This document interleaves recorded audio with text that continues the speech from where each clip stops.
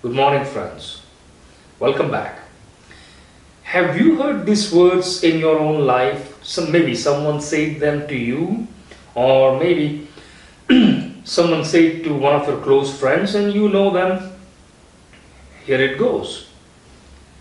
Oh, my dear, I love you so much that I can fight the whole world for you.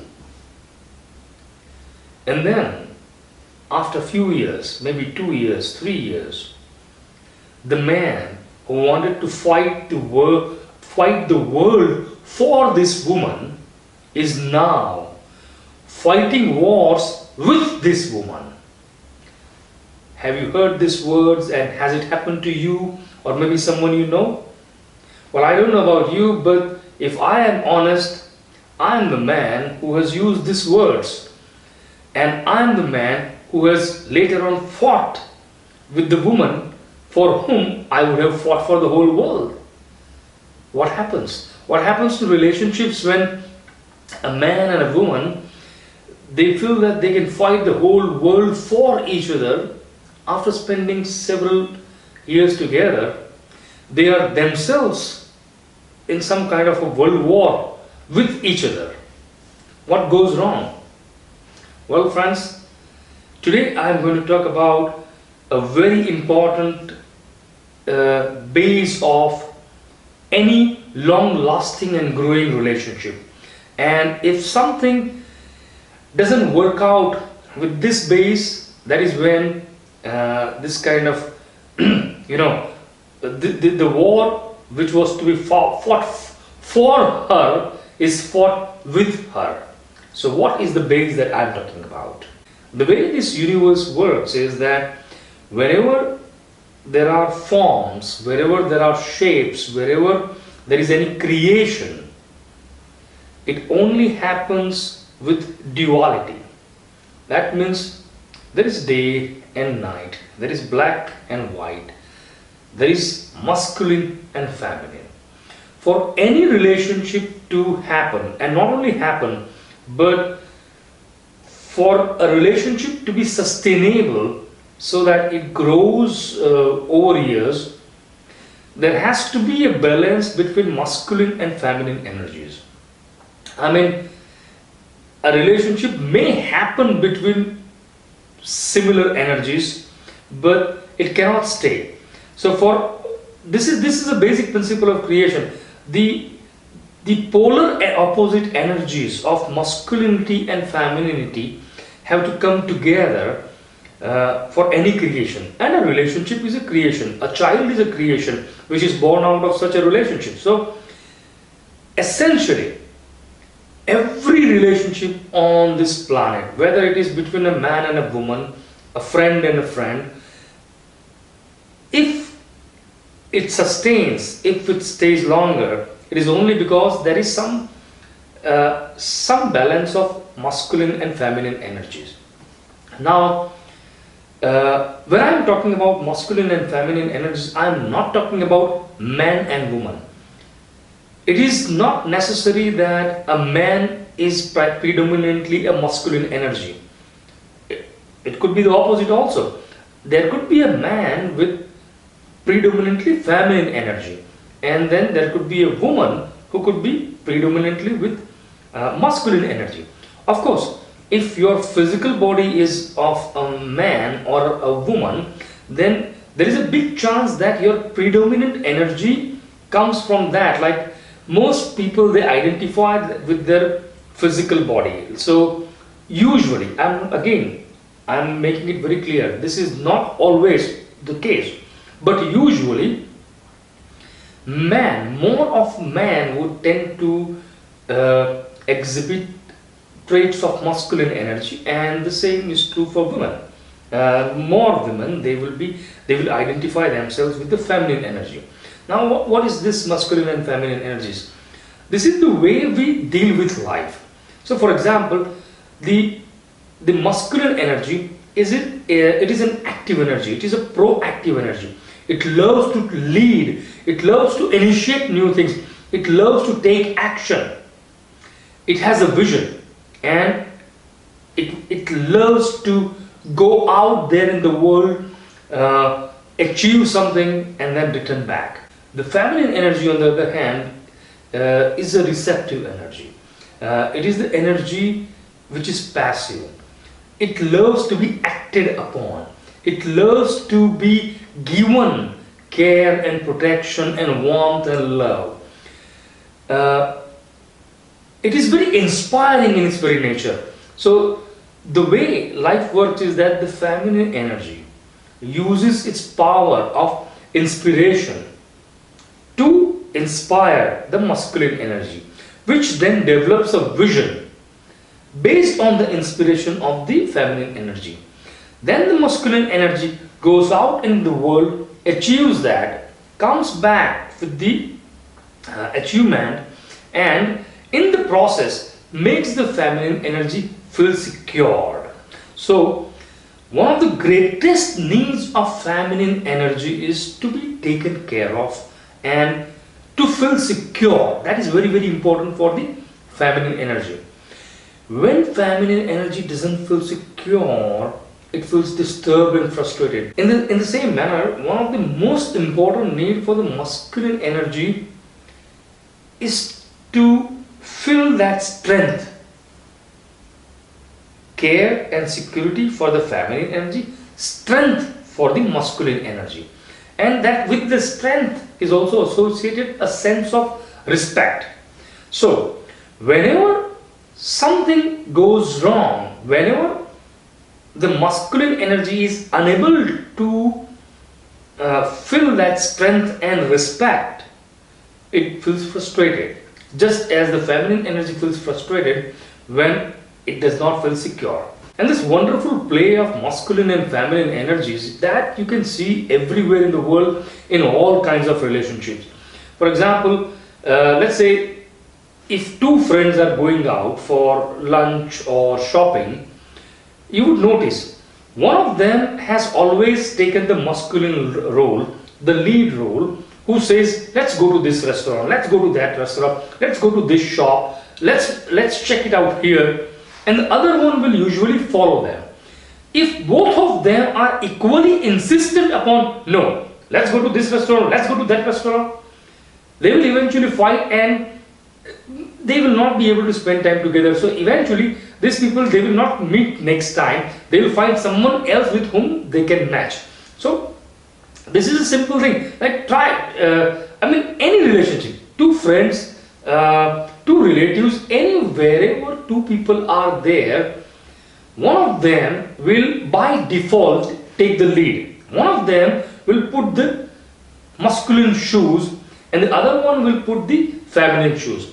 So essentially for any relationship to happen, there has to be one masculine partner and one feminine partner. And as I said earlier, it has nothing to do with what you are in the physical body. I mean, whether you are a man or woman, you could have any energy, masculine or feminine. And this is very well proven. For example, now that the world is an open place where people are coming out from the closet, as they say, like the gays, like the homosexuals and the lesbians. Even in them, you would notice there is always one masculine partner and one feminine partner. It looks like this is against nature. Two men in a relationship or two women in a relationship. But they are physically similar. But energetically, one of them is always masculine and one of them is always feminine. It is practically impossible to have any sustainable relationship between people of similar energies. They will repel each other. Even as friends, it is not possible. And when it comes to the balance of masculine and feminine energy, normally when people initiate relationships, it is very clear in the beginning. For example, in the early stage of relationship, the man is bringing you flowers, taking care of you, inviting you to this restaurant, taking you out to another town, and you feel, as a woman, you would feel very much taken care of. So it looks like your feminine needs are fulfilled The need for feminine energy is not, I mean, she is not supposed to look out for, am I safe or not? She has to be made feel safe by the masculine energy, which happens in the early stage of relationship. And in the same manner, the woman, she will always inspire the man. She will say, you can do this, you can do that, you have this, you are so strong. And that kind of fulfills the need of the masculine energy. So what goes wrong then? I mean, two people, it looks like they are in their own roles, they are having the right identification with masculine and feminine energy, and that's why they started the relationship, and that's why they were able to live a couple of years together. Then what goes wrong later on? Why do these people who were saying that I will fight the world for you are now fighting the world war with you? What has gone wrong? Where did this balance of masculine and feminine energy disappear? And if it did disappear, is there something that we can do to restore this balance? In Ayurveda, you know Ayurveda, right? Ayurveda simply means the science of life in India, and it is the traditional approach to healing the body. So in Ayurveda, there are two words, but these are the words from Sanskrit. One word is called Prakriti. Prakriti means your nature. The way nature designed you, your inherent characteristic or your inherent nature. That is the Prakriti. And then there is another thing called Vikriti. Vikriti is deformation of Prakriti. Means when the nature is deformed, when something goes wrong in the nature and it changes its form, when you lose the nature, when you lose your inherent characteristics, what becomes of it is called Vikriti, distortion. The correct English word for Vikriti would be distortion, and Prakriti will be nature, right? Now let's say there is a man and a woman. So for the example, when I say man, think of it as masculine energy. When I say woman, think of it as feminine energy. In reality, it could be a woman with masculine energy and a man with feminine energy, but for ease of communication, I am saying man here. So man represents masculine energy here as an example. Let's say there is this man and woman whose nature is, the man is masculine, the woman is feminine. They come together and they have a good match with each other.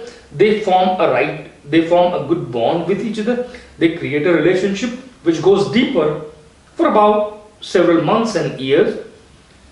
And in this time, something goes wrong, and the Prakriti, the nature of man and woman, is distorted. The Prakriti is changed into Vikruti, and that is where the balance of masculine and feminine is lost. And there are two main possible reasons that I have noticed while working with people.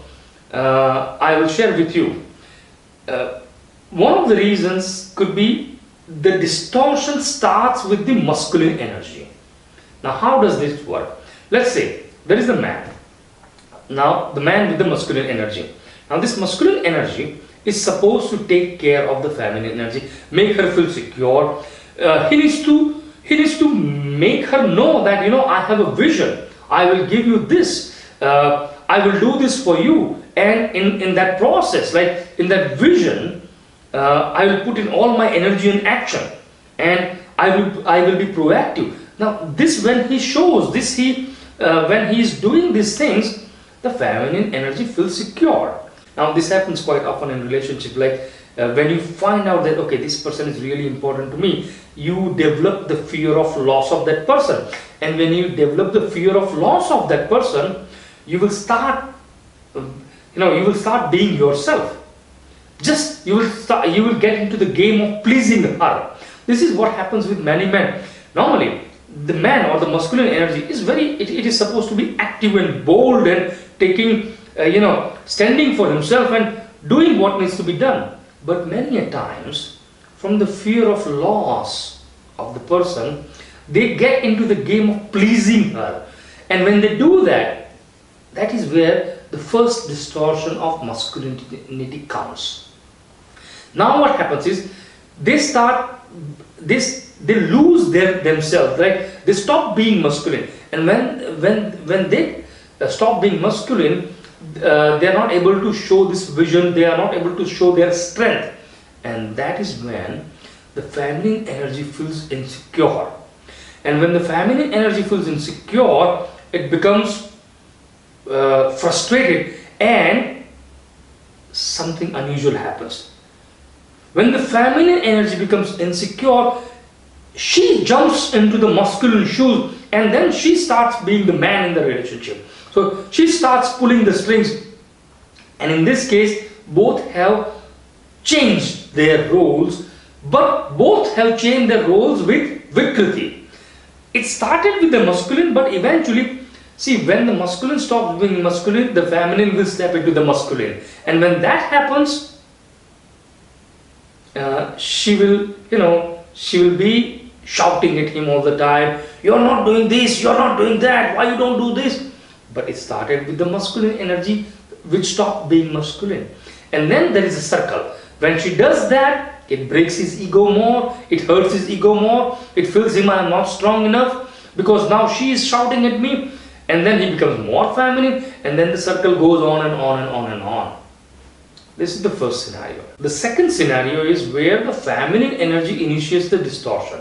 Now you see, the role of the feminine energy is to motivate, to inspire, so that the masculine energy continues feeling its own strength and gets things done outside.